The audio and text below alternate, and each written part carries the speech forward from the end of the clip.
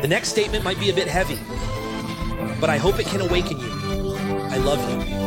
And that's why I'm saying this. 97% of people in this world are doing jobs they don't like, living with people they don't love, just getting by. You know, when you get home and have nothing to do, you might find yourself squatting on the ground watching ants. You'll see those ants bustling around, probably because of a crumb of bread you dropped. And they'll be busy for 3 to 5 days because of it. Flying, people shrink to ants, questioning life's purpose. Is it just money and work? We tire daily. Thought about your heart and soul? Life's essence, knowing how to live and die. You will find that we live a life of mediocrity for money and material things. What is the difference between us and the ants? What are they doing? Day after day, they are as tired as dogs, getting up earlier than chickens, and sleeping later than dogs. They work hard and are exhausted. What are you talking about? Have you ever checked in on your heart? Have you ever thought about your soul? Did you come to this world just to eat, drink, and take care of basic needs? In life, you really only need to understand 2 things to gain enlightenment. The first is how to live, and the second is how to die. Doctors live.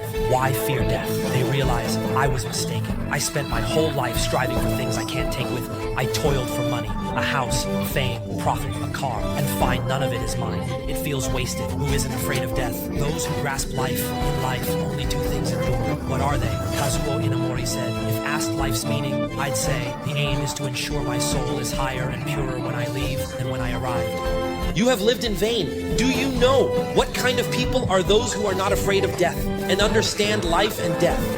In life, you can only take 2 things with you, your soul and your experiences. Kazuo Inamori said the purpose of life is to elevate your soul. We come to this world to cultivate ourselves. People fear death because they realize they haven't truly enjoyed life, just worked and chased money. In the end, they forget everyone has to die. You only take your soul. We're here to elevate our souls. Experiences are also taken. People fear death because they realize I never enjoyed life, just worked, chased money, and wanted to travel. They forget everyone dies. At death, you see how ridiculous it is. Trading what you can take for what you can't. The greatest foolishness is realizing you exchanged what you can take for things you can't. As a result, I was so busy that I forgot that everyone die. Only when you die will you realize how ridiculous you are. Only when you die will you realize that I exchanged what I can take with me for a lot of things I can't take with me. This is the greatest stupidity in life, and the greatest wisdom in life is to exchange what you can't take with you for what you can. I remember 5 years ago, I was leading a course in Canada, and during this class, our first stop was flying to Toronto. I took them to one of the best wineries in the world, where the ice wine is especially delicious. After drinking, we were supposed to fly to Yellowknife to see the northern lights and discuss principles under the aurora. I had a student who bought 2 cases of that ice wine, which is really expensive. Each bottle costs several thousand. After buying it, he said, open it and let everyone drink. I said, not yet. He asked why. And I replied, right now, it doesn't feel special. When we get to Yellowknife, in the minus 40-degree weather, watching the northern lights while you explain the principles to us, and we drink the ice wine, that would be beautiful.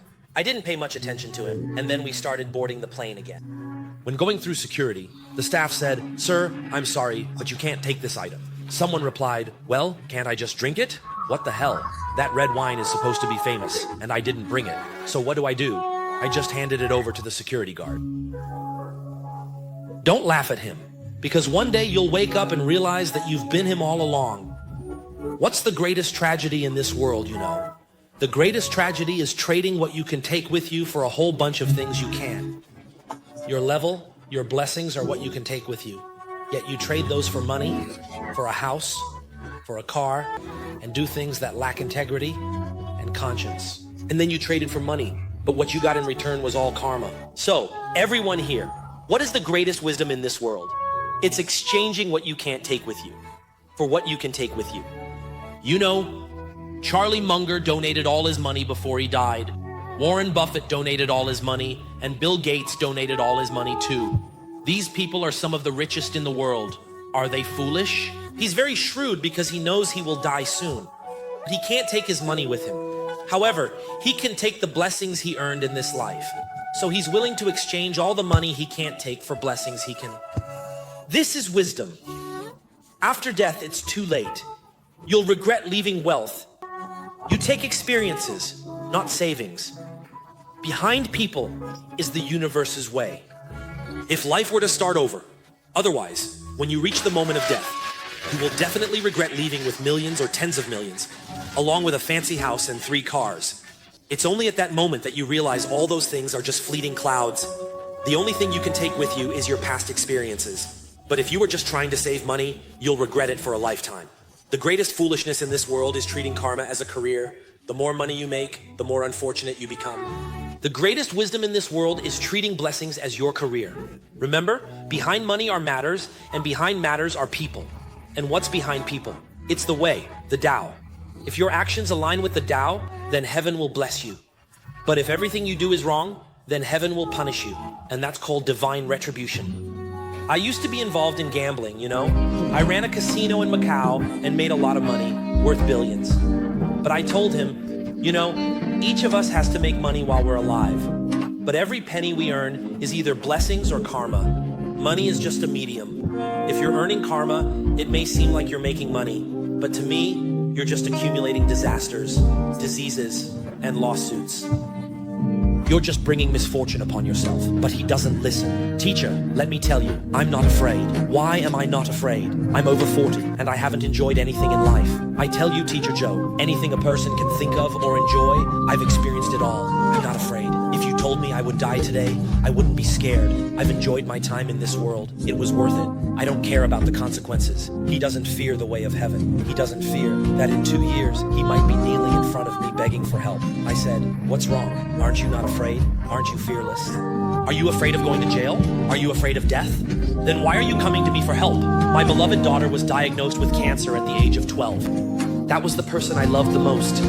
I have many wives, but I only have one daughter. She is my lifeline, my precious treasure. She goes to the hospital for chemotherapy every day, and when I see her, my heart truly aches, Master. The doctor said he could live for at most 2 more years. He said, as long as you can save my daughter, I will give you all my money. He pulled out a card and checked the balance, which showed 1.7 billion in cash. Can I save her? Can this 1.7 billion save his daughter? You can't save her. No one can. Not even heaven. Some might say, Teacher Joe, this isn't fair. Why should the consequences of my mistakes fall on my son, my daughter, or the people I love the most? Our ancestors told you long ago. They don't lie. Every word they said is true. Haven't they said to do more good deeds and accumulate some virtue for your descendants? Isn't that a common saying in all those historical dramas? Accumulate some virtue for your children. What does that mean? Whether your child is doing well or not depends on what our ancestors did in their past lives. So, it's not that the time for blessings hasn't come, it might not necessarily fall on you. To put it simply, I still say that the Tao understands you better than you understand yourself. If this blessing were to fall on him, he wouldn't be afraid because the person he loves the most isn't even him, his Achilles heel. It's his daughter. To what extent? Are you transparent in front of the Tao?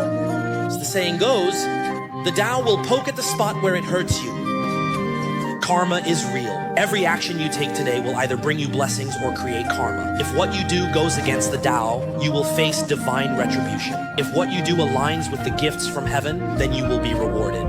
So why does the Tao Te Ching tell us to follow the Tao? What does it mean to follow the Tao? It means we should walk the path of the Tao. But before you awaken, how can you know that your thoughts are against the Tao? Before you awaken, how can you know that your words go against the Tao? Before you reach a dead end, how can you know that your actions are against the Tao? Many people will say, Teacher Joe, don't tell me that good people don't always get rewarded. I've seen too many examples. But if we extend the timeline, not just looking at 1 or 2 years, but stretching it to 10, 20, or even 50 years, good people will definitely be rewarded, and bad people will definitely face consequences.